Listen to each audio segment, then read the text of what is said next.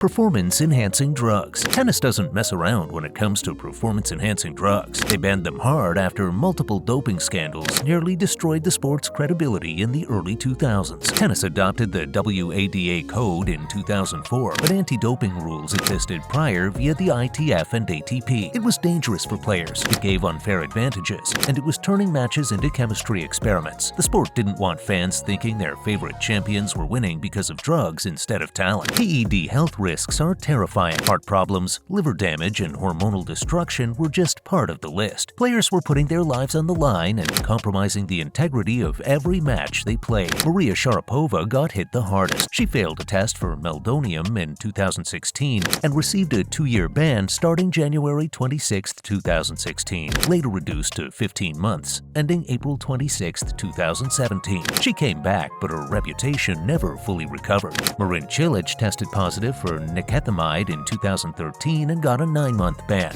reduced to 4 months on appeal. The sport made it clear that any connection to PEDs was a career killer, and if not that, it was a reputational nerfing indeed. Crystal meth. Andre Agassi's case. Andre Agassi's crystal meth revelation shocked tennis when he admitted it in his 2009 autobiography. In 1997, he tested positive for methamphetamine and faced a potential 3-month suspension and massive fine. But Agassi lied to the ATP, claiming his drink was spiked, and they accepted his explanation. He avoided the ban entirely. The ATP kept it secret for over a decade until Agassi himself revealed the truth. He admitted he was depressed. His ranking had dropped to 141, and he had started using crystal meth with his assistant. The failed test came right before he started his incredible comeback. The ATP's handling raised serious questions about favoritism towards star players. Agassi went on to win 5 more Grand Slams after the incident, making millions, while other players got banned for lesser offenses. The case remains controversial. The ATP changed its policies after the revelation, making it harder to escape bans with excuses. Once you're caught now, there's no lying your way out. Coaching during matches. Grand Slam matches ban all coaching completely, protecting tennis's individual nature. Players can't receive any communication from coaches during play. No signals, no words, no gestures, nothing. It's all laid out in the Grand Slam rulebook to maintain the sport's core identity. The policy is crystal clear. Any coaching, verbal or nonverbal, means punishment, starting with warnings and escalating to point penalties or even default. Fans need to believe every shot is the player's decision alone. Serena Williams got hit with coaching violations multiple times, most famously in the 2018 US Open final. Her coach, Patrick Mouratoglou, admitted to coaching with hand signals, and she received a code violation that contributed to her eventual game penalty. She was furious, calling the umpire a thief and arguing she'd never cheat. The WTA Tour started allowing on-court coaching in 2020. Similarly, the Australian Open also implemented the trial in January 2023, with the French Open and Wimbledon following suit. The Grand Slams place certain restrictions on coaching. Major championships maintain the ban even today. Getting caught coaching during Grand Slam matches can cost you the entire match. Cocaine. Richard Gasquet's case. Richard Gasquet's cocaine case in 2009 nearly destroyed his prime years. He tested positive for cocaine metabolite benzolaciguanine after a tournament in Miami. The amount was tiny, equivalent to a grain of salt, but cocaine is cocaine. He faced a potential 2-year ban that would have ended his career momentum. Gasquet claimed he accidentally ingested it by kissing a woman at a nightclub who had been using cocaine. Incredibly, the tribunal believed him. They found the amount was too small for performance enhancement and that his story, backed by witness testimony and hair sample tests showing no regular use, was credible. His ban was reduced to approximately 75 days from May to July 2009, and he returned to the tour immediately after. The case became famous for the cocaine kiss defense that actually worked. Other players were incredulous. They'd been banned for far less with better excuses, but Gasquet had top lawyers and scientific evidence on his side. He went on to reach 2 more Grand Slam semifinals. Most players can't afford that kind of defense. Electronic communication devices. All electronic communication devices face complete prohibition during matches, including smartwatches, phones, and any coaching devices. The ATP, WTA, and ITF made this crystal clear after several incidents in the 2010s. ends. Players can't wear Apple Watches, fitness trackers with communication features, or any device that could receive messages. In 2014, the ITF updated its rules specifically to address emerging technology. The ban exists to prevent real-time coaching and data analysis during play. Tennis wants to remain a mental battle between two players, not a tech war between coaching teams. In 2018, a player was spotted with an Apple Watch during qualifiers and had to remove it immediately. The rules extend to coaches. They can't use tablets or phones to communicate through connected devices. Even fitness-only trackers are scrutinized if they have any communication capability. Officials now check players before matches. The ban covers everything. No texts, no stats, no heart rate data being sent to coaches. Umpires have the authority to default players who refuse to remove devices. When you're competing, technology stays off court. Time violations. Shot clocks revolutionized enforcement when tennis introduced them in 2018. Players get 25 seconds between points, and the clock is visible to everyone. Before the shot clock, warnings were subjective and inconsistent. Now it's black and white. Go over the time, get a warning. Second violation is a point penalty. Keep doing it and you lose games. The ATP made it 25 seconds. No exceptions whatsoever. Rafael Nadal has been the poster child for slow play his entire career. He's received countless time violations, including crucial moments in big matches. At the 2017 US Open, he was warned during the final. In 2018, he got a time violation serving at 4-5 in a set and lost the game. Novak Djokovic isn't immune either. He's been hit with time violations for his extensive ball bouncing routine. The shot clock changed everything. Some players adapted quickly, others still struggled. Bathroom breaks got regulated too. Players were abusing them for tactical timeouts. Players either speed up or face automatic penalties in points and games. Mid-match retirements, tanking, faking injuries or not trying gets expensive fast. The ATP and WTA introduced rules to stop players from retiring just to collect first-round prize money. If you retire from a match, you need a legitimate medical certificate or you face penalties. The best efforts rule, a core component of the ATP and WTA Code of Conduct, means you have to at least try to compete. Bernard Thomas became the face of tanking violations permanently. In 2017 at Wimbledon, he was fined his entire prize money, £45,000, for not trying during his first-round loss. He admitted in the press conference he was bored and faked an injury. Nick Kyrgios has been fined multiple times for lack of effort, including a $113,000 fine at Cincinnati in 2019 for multiple offenses. The ATP created a special rule where players can lose prize money if they don't give best efforts. The first-round prize money rule now allows a player to withdraw before their first-round match and receive half the prize money if a legitimate medical reason is provided, while a lucky loser receives the other half. Retiring without cause triggers investigations, hefty fines, and potential suspension from future tournaments. On-court obscenities. Swearing costs thousands, with fines escalating rapidly. The system is tiered. First offense is a warning, second is point penalty, third is game penalty. But the fines come regardless. Though not a set amount like $20,000 for verbal obscenity at Grand Slams or $10,000 at regular events, the fines are often higher at major tournaments. Audible obscenities that fans or TV can hear get the biggest fines. Microphones pick up everything. And if you curse in any language, you're paying after a review of the incident. Nick Kyrgios holds multiple records for obscenity fines. At the 2019 Cincinnati Masters, he was fined $113,000 total for 5 separate offenses, including verbal abuse and unsportsmanlike conduct. He's been fined over $500,000 in his career for various violations. Even Roger Federer, the gentleman of tennis, was fined $1,500 for swearing at the 2009 US Open. Rare for him, but it shows nobody's exempt. Players have been fined for obscenities in Russian, Spanish, Italian, French. Officials have translation sheets. The money goes to development programs. One F-bomb can cost you more than some people's monthly salary. Bathroom breaks. Strategic toilet trips got regulated after rampant abuse disrupted matches. Until 2022, Grand Slams had no fixed limits, allowing players to exploit bathroom breaks tactically. The ATP instituted strict limits in 2022. 1 bathroom break per match for best of 3, 2 for best of 5. You get 3 minutes for a toilet break, 5 minutes for a change of attire. Go over and it's time violations. Now, breaks are timed from when you leave the court immediately.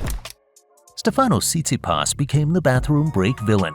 At the 2021 US Open, he took an 8-minute bathroom break after losing the 3rd set to Andy Murray. Murray was furious, saying it was cheating and disrupted his rhythm. Tsitsipas had done it multiple times that summer, earning criticism from opponents. The rules changed directly because of these incidents. Alexander Zverev accused Tsitsipas of receiving coaching through his phone during breaks. Though never proven, it led to bag restrictions. Players can only take one bag to the bathroom, and it can't contain communication devices. Officials are now stationed outside bathrooms with stopwatches. Spaghetti stringing. Revolutionary string patterns emerged in early 1977 and nearly broke tennis before swift action saved it. These radical string patterns used double-strung setups that created unprecedented spin and unpredictability. The balls moved like nothing anyone had seen before, dipping, diving, and bouncing in ways that defied physics. The ITF banned it by October 1977, acting within months of its emergence. Players complained it was ruining the sport's skill element completely. The Spaghetti King was Mike Fischbach, who used it to beat Stan Smith at the 1977 US Open. Smith was so frustrated, he threatened to quit tennis if it wasn't banned. Helena Stace used it to demolish opponents who couldn't read the ball. The strings looked like actual spaghetti, a chaotic mesh that grabbed the ball differently every time. The ITF conducted emergency tests and found the strings created 50% more spin than conventional patterns. They banned any non-uniform string pattern immediately. It's one of tennis's fastest bans ever, less than a year from introduction to prohibition. The ban saved tennis from complete transformation. Transgender athletes. Eligibility rules evolved from outright bans to complex hormone requirements varying by circuit. Renee Richards, a transgender woman, was banned from the 1976 US Open after transitioning. The USTA required chromosomal testing, which Richards refused. She sued and won the right to compete in 1977, reaching the doubles final at age 43. Her case changed tennis forever. The WTA and ITF struggled with policies for decades afterward. In 2018, the ITF updated rules requiring transgender women to maintain testosterone levels below 10 nanomoles per liter for 12 months at recreational levels, while elite competitions require 5 nanomoles per liter. It's still controversial. Some say it's too restrictive, others say it's not enough. Each case gets individual review now. The fear was competitive advantage, especially in women's tennis where power differences matter. The rules remain contentious. Tennis tries balancing inclusion with competitive fairness, but there's no consensus. Richards remains the only openly transgender woman to compete in professional tennis at the highest level. Different circuits maintain different thresholds, creating confusion. Double-strung rackets. Experimental racket designs face instant prohibition to preserve tennis fundamentals. The ITF maintains strict equipment rules, one set of crossed strings, no attachments that fundamentally alter play. This includes any device that stores energy, creates unusual spin, or changes ball contact time. The ban covers experimental designs that push physics too far. The ITF created Rule 4 and Appendix 2 specifically for equipment regulations precisely. In the late 1970s, manufacturers tried everything. Spring-loaded rackets, double-layered strings, and mechanical additions all got banned immediately. Prince tried a double-strung model with 2 separate string pads, banned before it hit stores. Wilson experimented with movable strings that shifted on impact, also banned. Any racket that provides unfair advantage gets prohibited. Even modern innovations get scrutiny. Babala's play racket with sensors was allowed only because it doesn't affect play during points. But any technology that actively assists shots is forbidden. Manufacturers focus on materials and weight distribution, not game-changing mechanisms. Every new racket design requires ITF approval, and most experimental concepts die in testing labs. On-court coaching signals. Secret signals triggered harsh punishments before rule changes. Before the WTA allowed coaching, any communication was illegal and punished. Hand signals, coded movements, and placement changes by coaches all counted as violations. The sport policed it aggressively with warnings, point penalties, and fines. Even subtle coaching got punished severely. The most famous case was Mary Pierce's father, Jim, who was banned from WTA events in 1993 for abusive coaching behavior. He would scream instructions and obscenities, disrupting matches and intimidating opponents. His ban was unprecedented. Security would escort him out if he appeared. Damir Dokic, Yelena's father, was banned from tournaments for violent behavior and illegal coaching. Coaches would be warned for standing up at specific times, adjusting their hats as signals, or moving to different seats to communicate. The paranoia was real. Umpires watched coaches as much as players. When coaching became legal on the WTA Tour in 2020, it ended decades of cat-and-mouse games, but Grand Slams maintain the traditional ban strictly.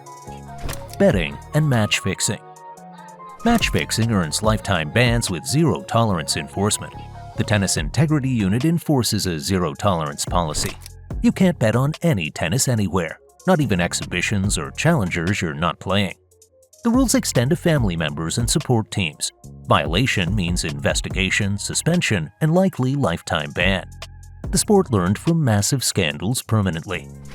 Daniel Kollerer became the first player banned for life in 2011 for match fixing across multiple tournaments. He was found guilty of 3 violations between 2009 and 2010. In 2018, Nicolas Kicker was banned for 6 years and fined $25,000 for match fixing. Dozens of players have been banned for periods ranging from months to life. The TIU monitors betting markets constantly. Unusual patterns trigger investigations. Players must report any approach about fixing immediately or face bans themselves. Phone records, bank accounts, and messages all get examined. Tennis has the strictest anti-corruption rules in sport. One bet destroys careers permanently. No second chances. Prohibited substances expansion. New drugs joined the banned list faster than players can keep up. EPO, HGH, and peptides joined the banned list as testing improved. Each substance represents a new front in the anti-doping war. Players who thought they were ahead of testing got caught when detection methods improved retroactively. The Biological Passport program catches subtle changes over time constantly. Wayne Odesnik's case shocked American tennis. In 2010, he was caught importing HGH into Australia, receiving a 2-year ban.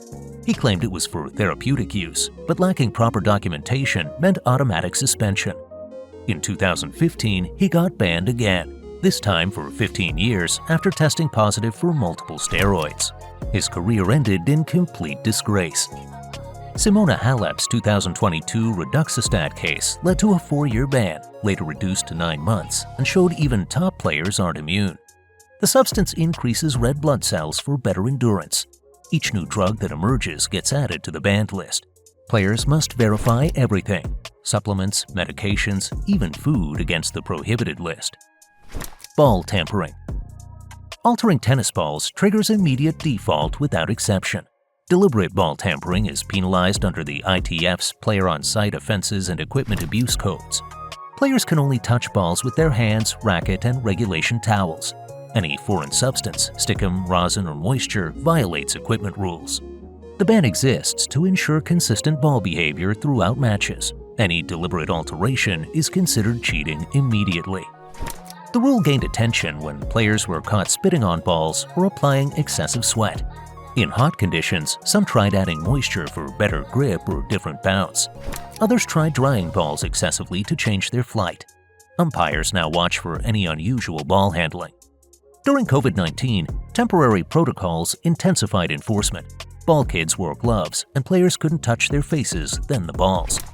Players have been warned for rubbing balls on their shirts excessively or trying to remove fuzz in suspicious ways. 6 balls get rotated every 9 games precisely to maintain consistency. High-speed cameras can detect any tampering attempt. Even accidental contamination leads to ball changes.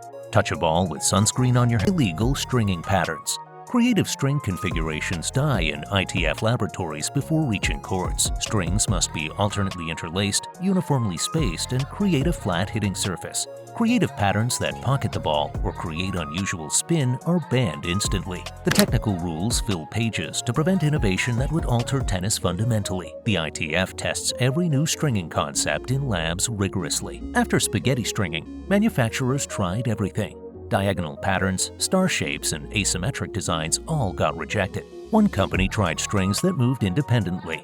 Banned. Another created a pattern with intentional loose spots for spin.